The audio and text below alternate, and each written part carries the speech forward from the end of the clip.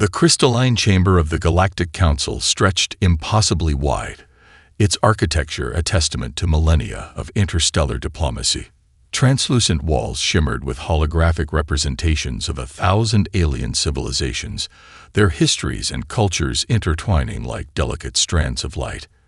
Ambassador Elena Rodriguez stood at the center of this cosmic stage, her dark hair pulled back, her midnight blue diplomatic suit a stark contrast to the array of alien delegates surrounding her. She was humanity's first true representative to the Galactic Council, a diplomat, scientist, and strategic thinker who had spent decades preparing for this moment. Born in the sprawling megacity of Sao Paulo, Elena had risen through the ranks of international diplomatic corps with a combination of brilliant intellect and unbreakable determination. Her family's history was a microcosm of human potential. Her grandmother, a quantum physicist; her father, an environmental restoration engineer; her mother, a global communications expert. Each generation had pushed the boundaries of human capability, and Elena was their ultimate expression. The holographic display behind her came to life, showcasing humanity's modest but promising interstellar achievements. Star charts revealed the first human deep space colonies, research outposts carefully established in the most challenging environments. Terraforming projects on Mars and the moons of Jupiter demonstrated a technological prowess that both impressed and unsettled the alien delegates. Representatives of the Galactic Council, Elena began, her voice calm and measured. Humanity stands before you not as a conqueror, nor as a supplicant, but as a potential partner in our collective galactic future. The chamber was a study in alien diversity. To her left, the crystalline arbiter Zartok, a being composed of interconnected geometric crystal structures that shifted and realigned with each breath. To her right, the fluid collective representatives from Hydros Prime, their bodies a constantly moving mass of silvery liquid contained within intricate environmental suits. Behind them, the silicon consciousness of Nexus 9, their representatives appearing as intricate holographic projections that flickered with computational energy. Elena continued her presentation, detailing humanity's approach to interstellar exploration. Unlike many species that had expanded through conquest, humans had developed a careful, collaborative model of expansion. Each colony was established with extensive environmental studies, cultural sensitivity protocols, and a commitment to minimal disruption of existing ecosystems. The holographic display shifted, showing images of human researchers working alongside native species on newly discovered planets, a team helping a bioluminescent species recover from an ecological disaster, scientists developing communication protocols with a silicon-based life form, terraforming experts restoring a radiation-damaged planetary ecosystem. Zartok's crystalline structure began to pulse with an angry crimson light. The translator embedded in the chamber's communication system picked up subtle vibrations of displeasure. Something was wrong. Your presentation is provocative. Zartok's translated voice resonated through the chamber. The crystal structures began to realign, taking on a more angular, threatening configuration. Humanity's rapid technological development presents a significant disruption to the established galactic order. Elena remained calm. She had anticipated resistance. Decades of diplomatic training, coupled with a deep understanding of interstellar politics, had prepared her for this moment. Development is not a threat, she responded, but an opportunity for collective growth. The chamber grew cold. The other delegates seemed to withdraw, creating a space around Elena and Zartok. Something fundamental was shifting in the diplomatic atmosphere, a tension that spoke of more than simple disagreement. Zartok's form began to glow with an intense, threatening energy. The geometric patterns of its body realigned into what could only be described as a weaponized configuration. The Galactic Council finds humanity's ambition unacceptable. In that moment, Elena Rodriguez understood. This was not a diplomatic meeting. This was a judgment. The news of Ambassador Elena Rodriguez's execution spread across Earth with the speed of quantum communication, a digital shockwave that penetrated every network, every screen, every connected device on the planet. In the first moments after the transmission, a profound silence descended, a collective intake of breath that spanned continents. At the United Global Command Center in Geneva, Dr. Marcus Chen stood motionless, his dark eyes reflecting the cascading holographic displays that showed real-time global reactions. Around him, a diverse team of strategists, scientists, and military experts waited with attention that crackled like static electricity. Chen's personal history was as complex as the moment they now faced. Born to Chinese-Brazilian parents, his father a renowned computer engineer, his mother a diplomatic historian. He represented the pinnacle of human collaborative potential. His career had been dedicated to preparing humanity for its first true interstellar challenges, a lifetime of work that had suddenly crystallized into this singular moment. The first response came not from military leaders, but from scientific communities worldwide. Research facilities that had been working on theoretical technologies suddenly found themselves receiving unprecedented funding and authorization. Projects that had been theoretical, shelved, or operating on minimal resources were now granted carte blanche. In the quantum research labs of the Tokyo-Singapore Collaborative Institute, Dr. Akira Nakamura received the global priority signal. Her team's work on adaptive communication technologies, previously considered too radical, was now the front line of humanity's response. Quantum entanglement communication systems that could penetrate any known galactic blocking technology were rapidly moved from theoretical models to prototype production. Simultaneously, in the deep space research facilities of the Brazilian Amazon Technological Complex, orbital defense technologies that had been developed as academic exercises were now being transformed into potential weapons systems. Researchers who had spent decades creating technologies for exploration now found themselves reimagining those same innovations as defensive capabilities. The global unified government, typically a bureaucratic maze of competing interests, transformed with remarkable speed.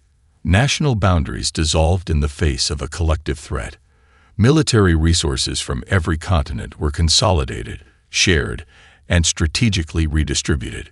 The International Space Defense Consortium, previously a diplomatic talking shop, became the nerve center of humanity's response. "We are not seeking war," Dr. Chen announced during the emergency global broadcast, his voice steady and clear, "but we will ensure our survival." The broadcast was simultaneously translated into every human language, every dialect, every communication format.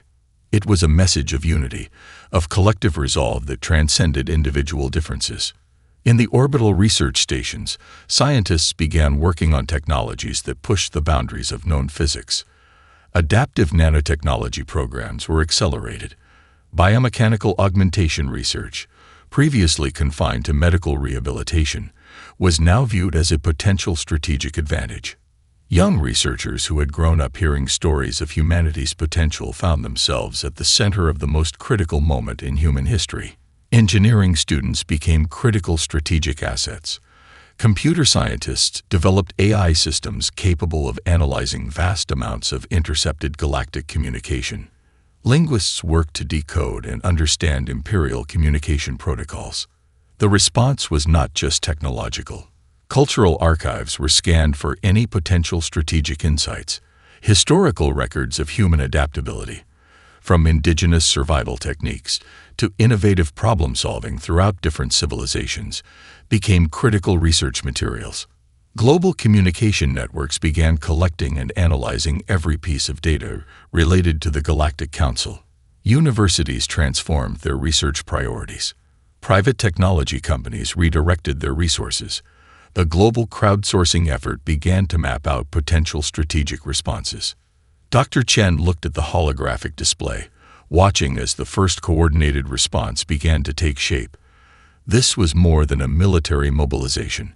This was humanity discovering its true potential, united by a singular purpose. "We will not be silenced," he whispered, a statement that would soon echo across the stars. Deep within the Andean Research Complex, a series of underground laboratories hummed with an energy that defied conventional scientific understanding. Dr. Lucia Morales stood at the epicenter of humanity's most ambitious technological acceleration, her fingers dancing across holographic interfaces that seemed to breathe with living intelligence. The Adaptive Quantum Simulation Center had been a theoretical project just weeks ago. Now it was the beating heart of humanity's technological renaissance. Massive quantum computers, cooled by advanced liquid nitrogen systems, processed scenarios that would have taken traditional supercomputers centuries to calculate. Each simulation explored potential technological breakthroughs, each moment a calculated step towards survival. Dr. Morales represented a new breed of researcher. Her doctorate combined quantum physics, biomechanical engineering, and sinological strategy, a discipline that didn't exist before the current crisis. Her team worked in shifts that blended into one continuous stream of innovation, fueled by nutrient supplements and an unwavering sense of purpose. The first major breakthrough came from an unexpected direction. A neural interface technology originally developed for assisting individuals with neurological disabilities was rapidly adapted into a sophisticated communication and strategy development system. The technology could now link multiple human minds into a collaborative network, allowing researchers to share insights and develop strategies at an unprecedented rate.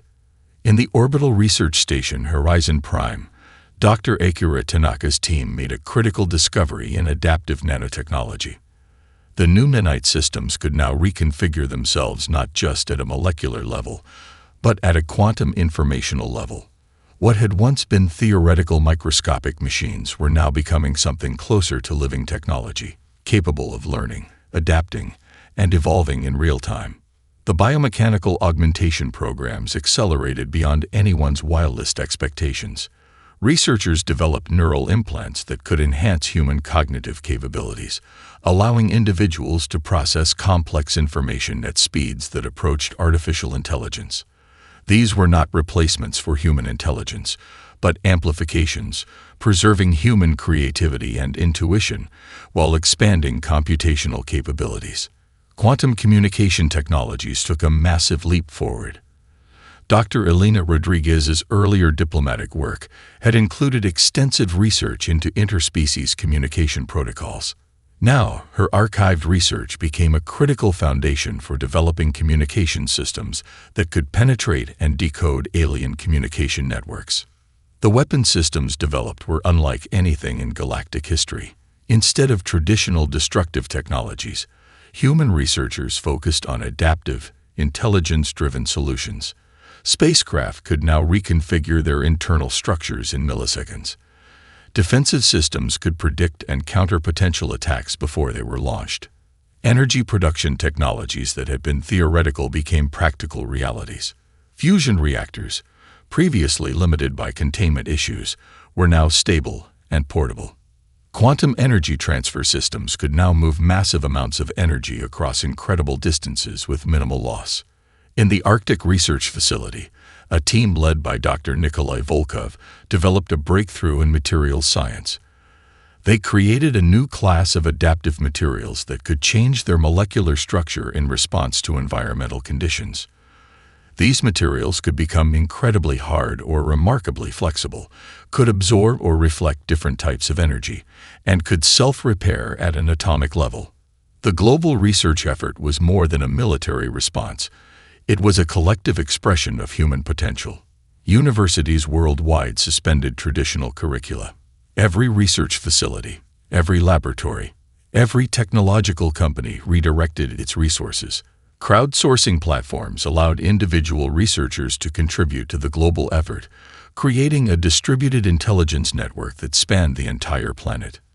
Young scientists who had grown up hearing about humanity's limitations now found themselves at the forefront of a technological revolution. Engineering students became critical strategic assets. Computer scientists developed AI systems capable of analyzing vast amounts of intercepted galactic communication. Dr. Morales looked up from her quantum simulation, a slight smile crossing her face. The data streams suggested something remarkable. Humanity was not just preparing to defend itself. They were preparing to redefine the very concept of technological capability.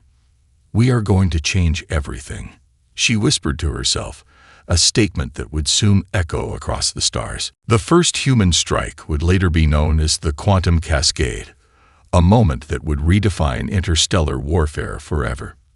Commander Diana Rodriguez, a distant cousin of the executed Ambassador Elena Rodriguez, stood on the bridge of the U.S. horizon, her hand steady on the quantum interface console. Around her, a crew of 30 specialists represented a cross-section of human potential. Experts from 17 different nations, each selected not just for their technical skills, but for their ability to think beyond conventional boundaries. The ship itself was a marvel of adaptive technology. Its exterior could shift molecular configurations in milliseconds, transforming from a seemingly vulnerable research vessel to a formidable combat platform. Traditional spacecraft were designed with fixed capabilities. The horizon was alive, a thinking, adapting organism of human engineering. Their target was not a single Imperial space station, but an entire network of strategic communication relays. These were the nervous system of the Galactic Imperial Network, a series of quantum entanglement communication hubs that allowed instantaneous information transfer across multiple star systems. Dr. Marcus Chen's strategic algorithm ran silently in the background, a complex web of predictive modeling that anticipated potential Imperial responses with uncanny accuracy. The algorithm wasn't just a computer program. It was a collaborative intelligence that integrated insights from military strategists, xenobiologists, communication experts, and quantum physicists. "Approach vector confirmed," announced Lieutenant Kaijong, his fingers dancing across holographic displays. "Quantum masking protocols at 98% efficiency." The horizon didn't approach like a traditional warship. Instead, it utilized a series of quantum tunneling techniques that allowed it to essentially exist in multiple potential locations simultaneously. Imperial tracking systems would detect multiple potential signatures, creating a nightmare of computational uncertainty. Their first strike would be surgical, not a display of brute force, but a precise disruption of communication infrastructure. The adaptive nanite systems developed by Dr. Lucia Morales would do more than simply destroy.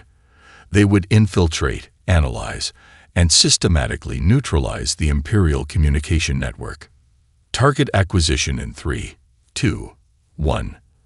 Zhang's voice was calm, almost clinical. The quantum cascade began. Millions of microscopic nanites, each smaller than a human blood cell, began their intricate dance. They didn't just attack the communication relays. They understood them.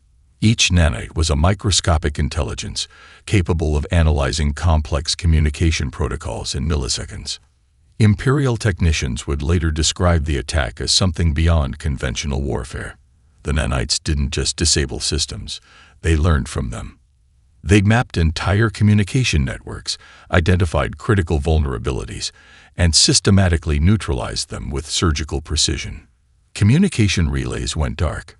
Not with explosions or dramatic destruction, but with a quiet, systematic shutdown that left no physical evidence. Imperial command structures found themselves suddenly isolated, their vast communication networks reduced to localized, inefficient communication methods. Commander Rodriguez understood the psychological impact as well as the strategic one. This wasn't just about destroying infrastructure. It was about demonstrating a level of technological sophistication that would shake the very foundations of Imperial confidence. Secondary objective, she announced, data extraction protocol initiated. While neutralizing the communication network, the human team was simultaneously collecting vast amounts of Imperial strategic information. Every communication channel became a potential source of intelligence. Machine learning systems would spend the next weeks analyzing petabytes of intercepted data, building a comprehensive understanding of Imperial military and political structures. The entire operation took less than 17 minutes. When Imperial response teams arrived at the disabled communication relays, they found nothing. No evidence of attack, no physical damage. Just silence. Dr. Chen, monitoring the operation from the Global Command Center, allowed himself the smallest of smiles. The first message had been sent. Humanity was not a species to be dismissed or destroyed. Quantum cascade complete.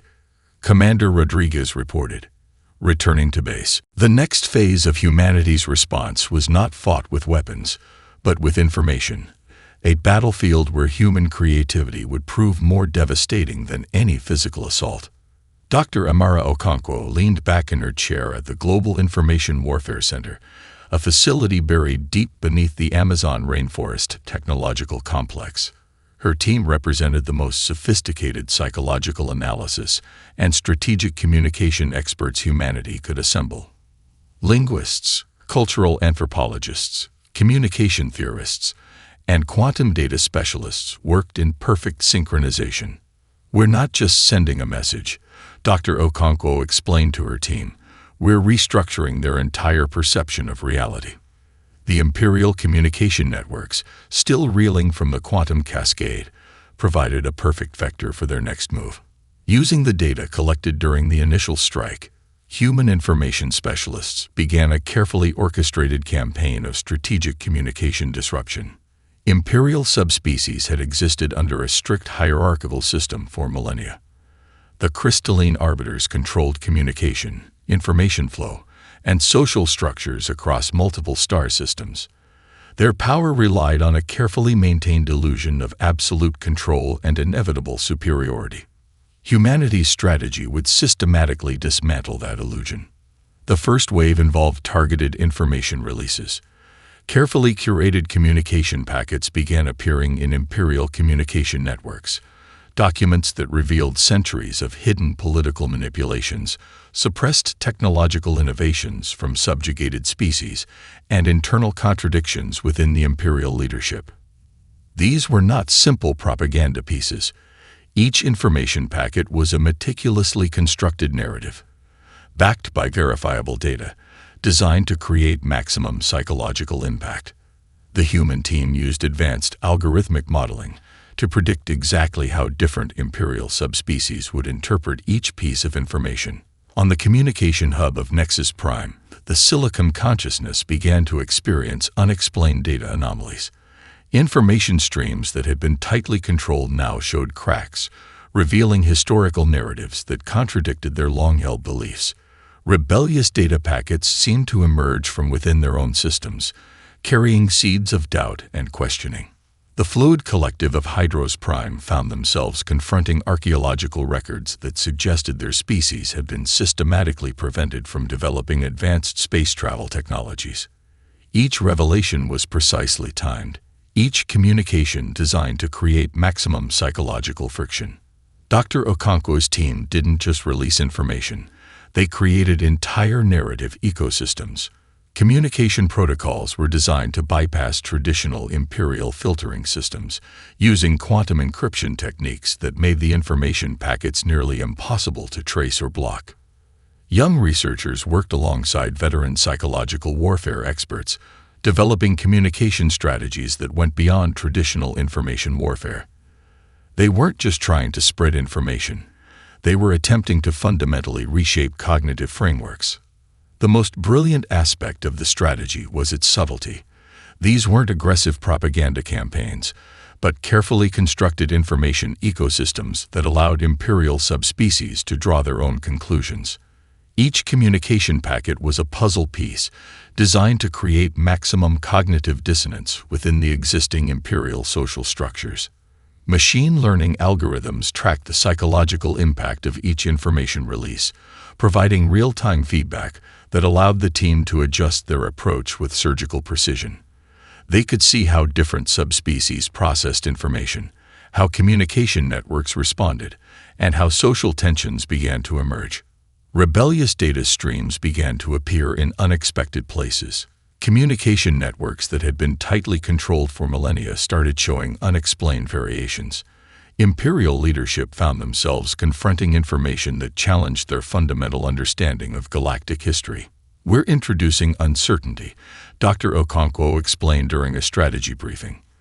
"Uncertainty is the most powerful weapon we have." The human team wasn't just attacking the Imperial communication network. They were rewriting the very concept of information control.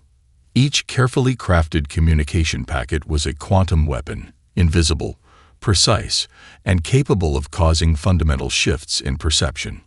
As the first signs of internal imperial tension began to emerge, Dr. Okonkwo allowed herself a slight smile. The real battle was just beginning. The adaptive quantum nanite laboratory looked more like an artist's studio than a cutting-edge research facility.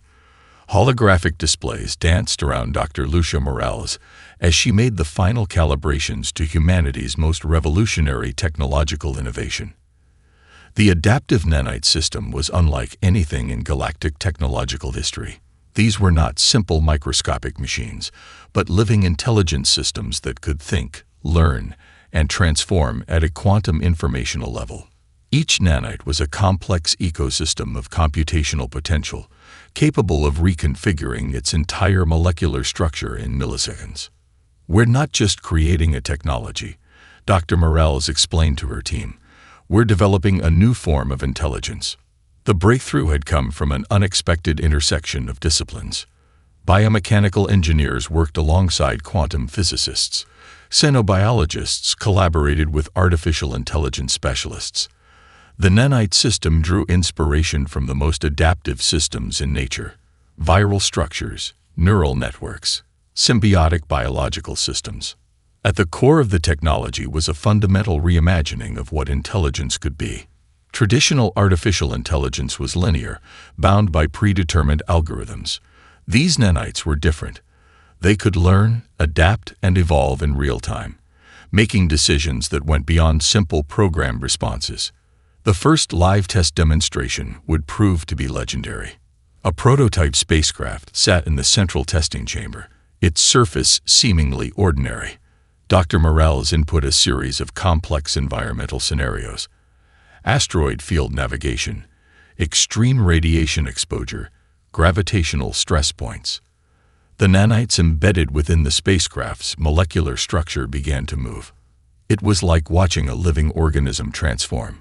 The spacecraft's hull began to shift, molecular structures realigning to create optimal defensive configurations.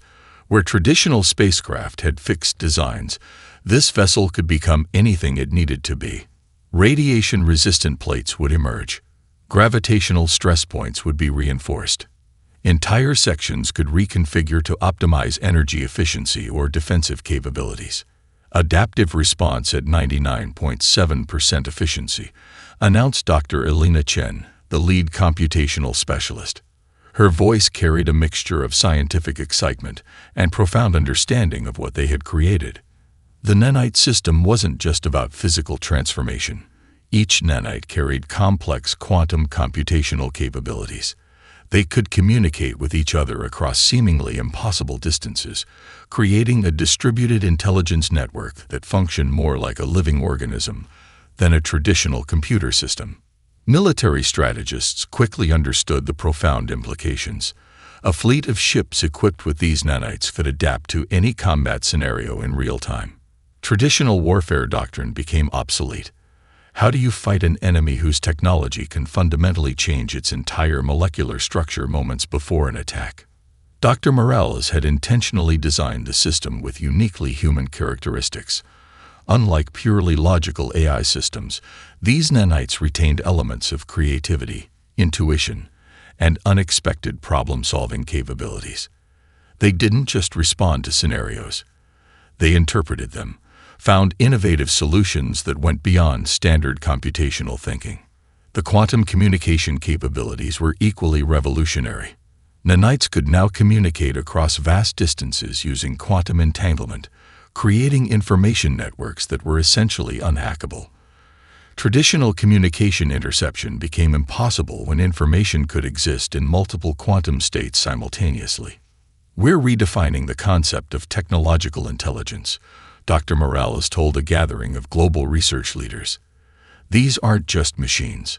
They're a new form of collaborative intelligence." The first full-scale test would involve an entire spacecraft squadron. Each vessel would be embedded with the adaptive nanite system, creating a fleet that could think and respond as a unified living organism. Traditional military formations became obsolete. This was something entirely new. As the testing chamber hummed with quantum potential, Dr. Morales watched the holographic displays with a sense of profound possibility. Humanity had not just created a new technology. They had given birth to a new understanding of intelligence itself. Adaptive nanite system, she whispered, ready for full deployment. The fracturing of the galactic imperial structure began not with a thunderous collapse, but with a series of subtle, almost imperceptible cracks. High Arbiter Jartok stood within the central crystalline chamber of the Imperial Council, his geometric form trembling with barely contained fury. The communication networks that had been the backbone of Imperial control were now riddled with unexplained anomalies. Information flows that had been meticulously managed for millennia had become unpredictable, chaotic. The fluid collective of Hydros Prime was the first to openly challenge the established order. Their representatives, typically silent and compliant, now presented historical documentation suggesting centuries of technological suppression. The silicon-based communication records they produced revealed a systematic pattern of control that had prevented multiple species from achieving their full potential. On the communication hub of Nexus 9, the silicon consciousness began to experience unprecedented computational divergence. Their perfectly structured information networks now contained unexpected variables, data streams that seemed to emerge from nowhere, carrying narratives that challenged fundamental imperial beliefs. What the humans had understood, and what the imperial leadership had not, was the power of narrative. Each carefully crafted information packet was designed to create maximum psychological friction. The human strategy team had studied the imperial social structure with unprecedented depth, identifying exactly how to introduce uncertainty into a system that had prided itself on absolute control. The crystalline arbiters had maintained power through a complex system of information control and hierarchical manipulation. Now that system was turning against itself. Subspecies that had been marginalized for centuries found their voices amplified by the unexpected information flows. On the outer rim of imperial territory, the first open rebellions began. Research outposts that had been tightly controlled now found themselves with access to historical information that rewrote their understanding of galactic history. Each communication packet was a precise surgical strike against the imperial narrative. Dr. Marcus Chen watched the unfolding scenario from the Global Command Center, his team tracking the psychological impact of their information campaign with scientific precision. Machine learning algorithms processed every minute detail of the imperial communication networks, predicting and understanding the cascading effects of their strategic information release. The adaptive nanite technology developed by Dr. Lucia Morales played a crucial role. Communication systems that had been considered impenetrable were now vulnerable. The nanites could not just intercept information. They could understand it, reshape it, create entirely new communication pathways that the imperial system couldn't predict or control. High Arbiter Jartok called an emergency session of the Imperial Council. The chamber, typically a model of geometric precision, now showed signs of fundamental instability. Crystalline structures that had maintained perfect alignment for centuries now showed unexpected fractures. "We are experiencing systematic communication disruption," reported the Silicon Consciousness representative, their holographic form flickering with unprecedented computational uncertainty. The Fluid Collective's representative presented a series of historical documents that challenged the fundamental narrative of imperial expansion. Technological developments that had been suppressed for centuries were now coming to light. Species that had been considered minor were revealing sophisticated historical archives that contradicted imperial historical records. What made the human strategy so devastating was its subtlety. This was not an aggressive military campaign, but a precise psychological operation that attacked the very foundations of imperial social structure. Each piece of information was a precisely designed quantum weapon, invisible, untrackable, capable of creating maximum cognitive dissonance. The imperial leadership found themselves confronting a fundamental truth. Their system of control was far more fragile than they had ever imagined. The perfectly structured hierarchy that had maintained galactic order for millennia was now showing unexpected vulnerabilities. As the emergency council session continued, High Arbiter Zartok realized something terrifying. This was not just an attack.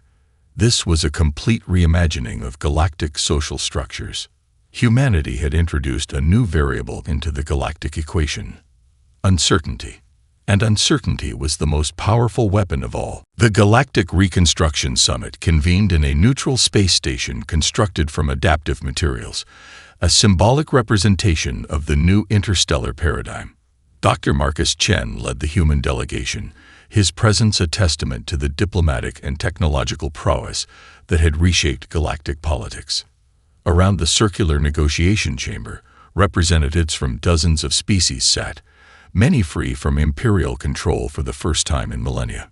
The fluid collective of Hydros Prime, the silicon consciousness of Nexus 9, and numerous other subspecies that had previously existed in the margins of imperial society now found themselves at the center of a historic moment.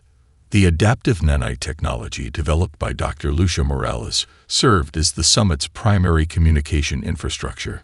Translation systems that went beyond simple language conversion created nuanced communication pathways, capturing not just words, but cultural context and emotional undertones. "We are not here to replace an empire," Dr. Chen began, his voice calm and measured, "but to create a collaborative framework for galactic development." The transformation had been comprehensive. The information campaign that had initially targeted imperial communication networks had evolved into a broader initiative of cultural and technological exchange. Suppressed technologies were now being shared. Historical archives from multiple species were being compiled into a comprehensive galactic history, one that acknowledged the contributions of every civilization. Commander Diana Rodriguez stood nearby, a living reminder of the diplomatic incident that had sparked this entire transformation. The execution of her cousin, Ambassador Elena Rodriguez, had been the catalyst for humanity's most profound moment of collective action. The adaptive technologies developed during the conflict were now being repurposed for collaborative scientific research. Quantum communication networks allowed for unprecedented levels of scientific cooperation. Research outposts that had once been isolated could now share information instantaneously, creating a truly interconnected galactic research community. The imperial hierarchical structure had been completely dismantled. In its place, a new collaborative governance model was emerging, one that drew inspiration from humanity's approach to diplomatic and technological development. Multiple species would now have a voice in galactic decision-making processes. Dr. Amara Okonkwo, the strategic communication expert who had designed the initial information warfare campaign, now led a new galactic cultural exchange initiative. Her team worked to create communication protocols that respected the unique characteristics of different species, moving beyond the previous imperial model of forced assimilation. The most remarkable transformation was technological. The adaptive nanite systems developed by human researchers were now being collaboratively improved by scientists from multiple species. What had begun as a defensive technology was becoming a tool for unprecedented scientific and technological development. "We are writing a new chapter of galactic history," Dr. Chen announced to the assembled delegates, "not as conquerors, but as collaborative partners." The crystalline arbiters, once the absolute rulers of the imperial system, now sat as equal participants. Their historical archives were being openly examined, their past actions scrutinized by a diverse panel of investigators from multiple species. Humanity had not just survived. They had fundamentally reimagined what interstellar civilization could be. The adaptive technologies that had been developed during the conflict were now being applied to some of the galaxy's most challenging problems. Planetary restoration projects began on worlds that had been environmentally devastated under imperial rule.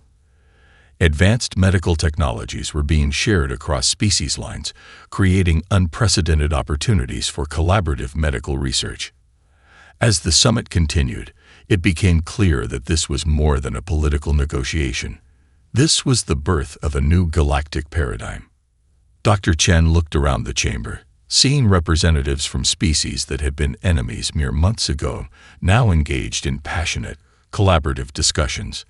The adaptive nanite communication systems translated not just words, but nuanced emotional contexts, creating levels of understanding that had previously been impossible. The execution of Ambassador Elena Rodriguez had been intended to silence humanity. Instead, it had awakened a potential that would reshape the entire galaxy. A new era had begun.